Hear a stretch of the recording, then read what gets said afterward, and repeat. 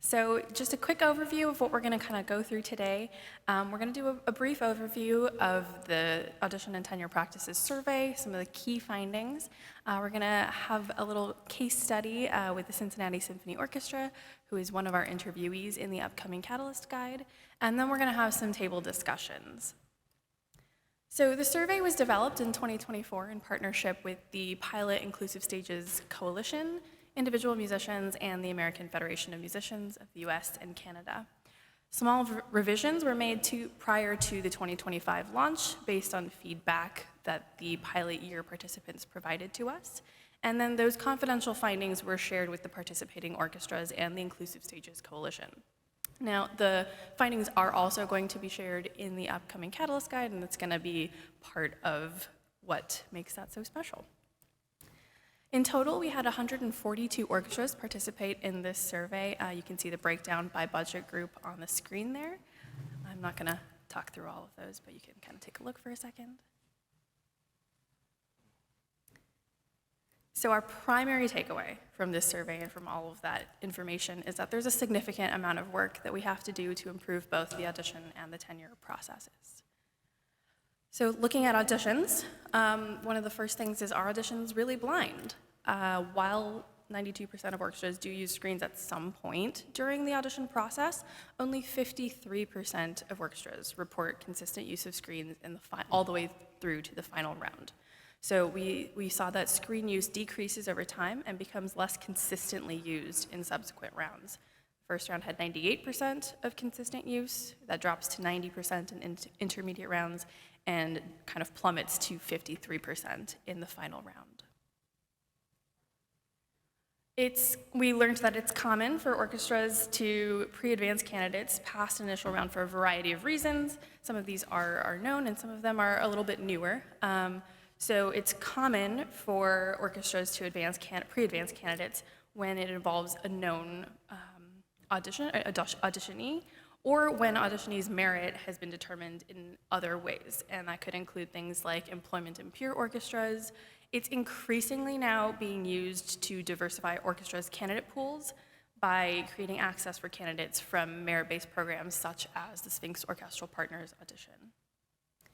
66 of responding orchestras do not have written criteria or guidelines for assessing auditionees. So that's, again, another opportunity for us to kind of improve what's happening in the audition process. And finally, only one reporting auditionee or orchestra requires audition committee members to take training specifically tailored to the audition process. So those are kind of some of the key findings for auditions that we've pulled for this summary. For tenure, only 29% of orchestras have created written criteria or guidelines for assessing tenure candidates. Only 42% of orchestras report that candidates are given the names of the individuals on their tenure committee prior to the start of the process. 48% of orchestras allow candidates to identify any individuals serving on the tenure committee who may have a conflict of interest. And very few orchestras incorporate written attributable feedback to candidates from musicians that are not serving on the tenure committee. I just want to note that written and attributable documentation, whether it's from committee members or other musicians, can really encourage the transparency of the process and really strengthen the integrity of the tenure process. So that's something that we think is a really important thing to start to integrate into the tenure process. Only 23% of orchestras have a formal policy for candidates to respond to the feedback that they're given, and 26% have an appeals mechanism in place. And finally, only one orchestra requires individuals on the tenure committee to take an anti-bias training tailored specifically to the tenure process before joining the committee. So again, there's a lot of work that we can do to improve both the audition and tenure processes. And now I'm going to hand it off to John to talk about some of the great work that they're doing in Cincinnati.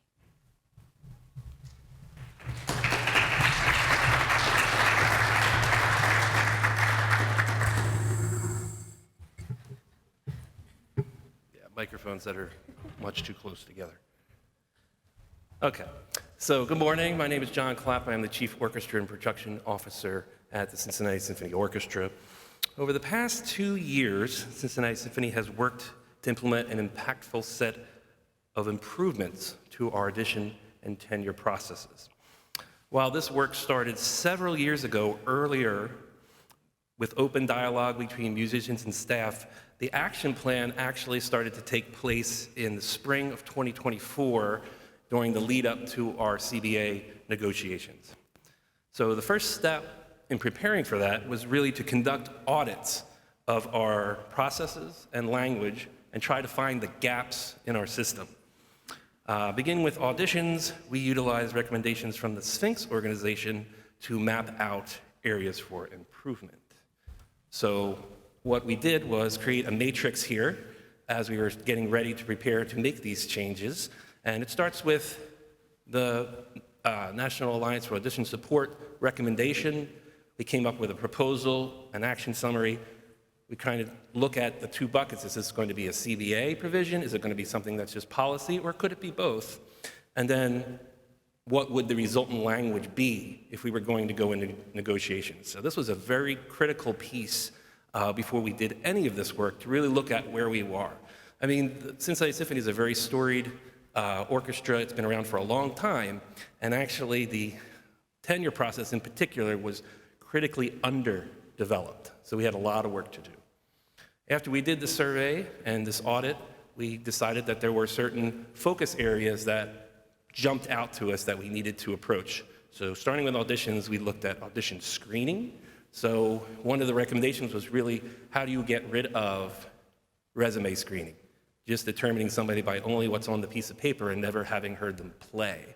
So we were working with our scheduling and the way we hold auditions to make sure we can hear as many people as possible. And then we immediately started to work with how would we do something virtual? How would we get more participation in auditions? And that's where actually our partner Unison came into play and created a system that we've been beta testing for a year with them, where you can actually use an app on your phone to record a professional audition. And I speak from experience because I was one of the first beta testers. I pulled out my bassoon after 5 years and recorded on this crappy phone that you see in front of you. It has only one camera. This is not fancy. This is an SE. Yeah, I know, SE. It does have a button, because I hate swiping, so the button is great. But I was able to, in my bedroom, pop this on a dresser and record a quality professional audition that could then be evaluated anonymously. And it's very interesting technology, and we're going to see where it takes us. But that was actually a key part, and introducing that to the musicians has gone very well. Another area we saw was trial weeks. This is very important. We've made some strides in eliminating most of our trial weeks, but more importantly was we are looking ahead and saying we need to fix our tenure process first. So if everyone's comfortable with a great tenure process, the focus shifts to tenure, and you're less likely to feel like you even need a trial week. I think many of us can attest that trial weeks, while even if it's successful, can still create some bias that will go into the tenure process later, even in a successful one, because not everybody always agrees on how well someone is playing and how they're going to fit into your orchestra. Also remember, in an audition, it is very rare that every single member of that committee voted yes for that person to win the job. And if they immediately are now on their tenure committee and they didn't vote yes, there could already be bias in the system. That's something I think we forget about. It's very rare that you get an absolute unanimous across the system, whether or not it's the music director's complete control of the decision or not. You still have people giving feedback in the process, and there may be bias there already. I think one of the best advancements that we came up with, and we did borrow this from our friends in Detroit, was to put language in and look at our processes around pre-advancement. So we decided that we felt that we would participate greatly in the SOPA auditions. We always send people and have many of our auditions do the digital listening, but we also send people to the competition to judge every season. And we said, that's a national competition in our mind. That's a national audition. Why not advance people from that round? So if you are a first place, second place, or honorable mention, you are automatically advanced to the semifinals of any Cincinnati Symphony audition within 2 years of your award, which is great. And it's very much modeled. Detroit has this already. I think Pittsburgh has something similar now. everyone should really have this. I think it's a great, easy thing and a great win to make sure that you actually get diverse candidates into hireable rounds and not always starting from scratch. So rinse and repeat. We did the same thing with tenure, so very similar. And just to say, these charts here are only part of the recommendations. It just would have been redundant to keep showing the whole grid the whole time. This is just a way that we approached it. So we did the same thing, but now the Black Orchestral Network provided the recommendations. So we went through the same process and looked at all of what they were saying, where it was in our process, how we're going to approach it, CBA or policy, and then eventually we did end up coming with quite a bit of language negotiation. And I will also say that on both sides of the table, this was very well received. Everyone was very into this. We had a great time tweaking it and making it our own. And we feel very confident in this process, which now we're 2 years into implementation is going quite well. So the focus areas here became process was the first. This is all about timeline, equity in your timeline, protecting against bias, and then do you have any support mechanisms in your process for the candidates? Do you have a new musician document that actually explains the expectations of the job? Do you have a job description? That's something we also now have for our musicians. This is all about process, and what I'll say about it is, while these things seem to connect, audition, recruitment, all this connects, it really starts with the tenure process. You need to start from the end and build an absolutely solid tenure process and work your way back to auditions, to recruitment, to job descriptions. Going the other way doesn't quite work because you don't know what the end game is. The review system is probably the most important thing that you can do, is to create an evaluative system that actually uses a rubric and has specific job-related criteria. I do have examples of this. We've been working on this in the Inclusive Stages tenure group, so I can share that later if people want to see what that actually looks like. But the other thing about this, I said working backward, all these documents then need to line up. So if you build a criteria set of evaluations, that needs to inform your probationary musician document. It needs to inform your job description. All these tie together. If you're going to do a mentoring system or an advocate system, they all have to agree through the process. So any documentations you make, they all have to be in alignment.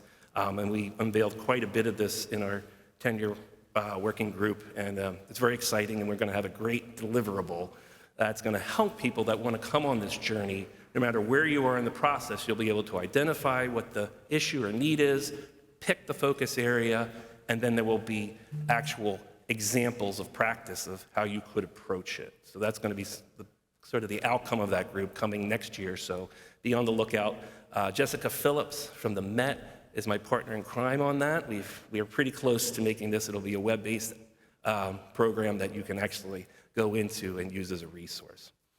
The very last piece we identified was feedback. Very not clear in our orchestra on how the feedback is given, when it is given, who's allowed to give feedback. And I think the great thing that SOPA, the Black Orchestral Network recommended was the power of collective feedback. So for the first time in our history, we have a way to do anonymous feedback from other members of the section, not just the members of the tenure committee. Now, why would that be important? Well, as I said, those tenure committee people may have come from the audition. They may also be somebody that sits on the committee that doesn't actually sit anywhere in the orchestra where the person plays. If it's a section violin second and they sit mostly at the back of the section and the principal bass was on the committee, there's no way they have any actual constructive feedback of how the person plays other than maybe visual and picking up on cues from what the music director is doing. So when we have a violin audition, we also get collective feedback anonymously that only the personnel manager sees, and that is delivered in the committee meeting. And the way we do it in Cincinnati is actually we start with the collective feedback, and it kind of sets the table so that we hear about all these criteria, which, by the way, anyone doing the survey has to fill out the criteria just the same as the committee would be. So the level is set the entire time. So here's a real example of something that happened, which I wish I had the criteria. So I got to Cincinnati. It was at an early tenure meeting sitting in, and one player said, "The person we're looking at does not play in tune. I can never vote for them. Another person in the room says, that's absolutely not true. I play chamber music with them, they're amazing, they always play in tune. It was an actual argument fight in front of my face, which I did not like. If I had collective feedback that actually had a column that said intonation, here's the aspects of intonation, and had a rating, and it said 9 out of the 10 people that participated in that said exceeds expectations or meets expectations in intonation, well, then this doesn't agree, and it actually helps your music director have better information to make the best decision instead of just going with the loudest person in the room or one person's opinion if they think they have more authority than somebody else in the room. It's collective feedback. It's about how this person is developing in the process. And like I always say is, our music director coined this phrase, it is no longer a tenure process. This is a period of integration. It is a positive process. And Christy is fantastic with that, and that's the way we look at it now in Cincinnati. It is not a way to eliminate somebody or to find cracks in what they do.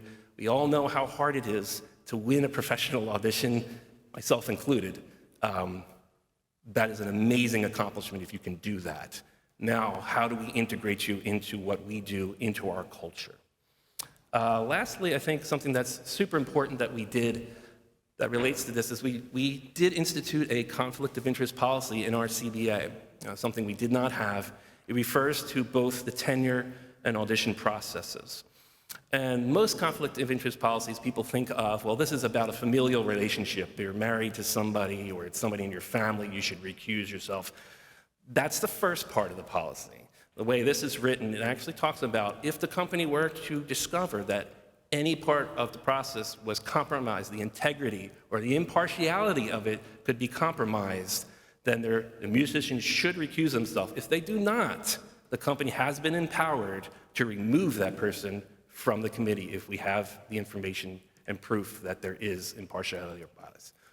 A really ugly example, I won't say if it's real or not, let's say you're in a section and it's traditionally been all male players. The screen comes down, the person won, and it's a female player. Someone in that section comes to the person on and says, I know for a fact that this member who's going to be on this committee has said to me, over my dead body will a woman ever play in this section. That person should not be on the tenure committee. That's awful. But it easily could be if you didn't know that. And in many cases, people are afraid to speak up when they know there are conflict of interests, or I know this person had a relationship with this person in college, and maybe they should recuse themselves if that was a good relationship or wasn't a good relationship. Maybe they shouldn't be on that tenure committee either. So we made sure our counsel on both sides of the table was supportive of this policy and made sure that there was ability for the company to take action. And we do have, also approved by the local and council, an acknowledgement form. So before you serve on a tenure or audition committee, you actually do have to sign an acknowledgement form of the policy, which states the policy. Yeah, it might seem like overkill, but I can tell you, also as a former musician and some of my colleagues that say, oh, I didn't know that was in the CBA, I never read it. Just because it's in the book doesn't mean they actually read it. And they can come up to you and say, well, I didn't know about it, so it doesn't count. Or you can't do this, you can't recuse me because I didn't know about it. You signed the form, you acknowledged it, you accept the responsibility. It gives us the ability to remove you from the process if something were to come up. So that's a short summary of 2 long years of work that we've been doing. We're very proud of it. There's my contact information. Anyone that wants to talk to me about this subject, I'm very passionate about it, as you can tell. Email me or call me anytime. I always love talking about audition and tenure practices from both sides of being a musician and now having to do this work. And I'm always happy to talk about it with anyone. So thank you.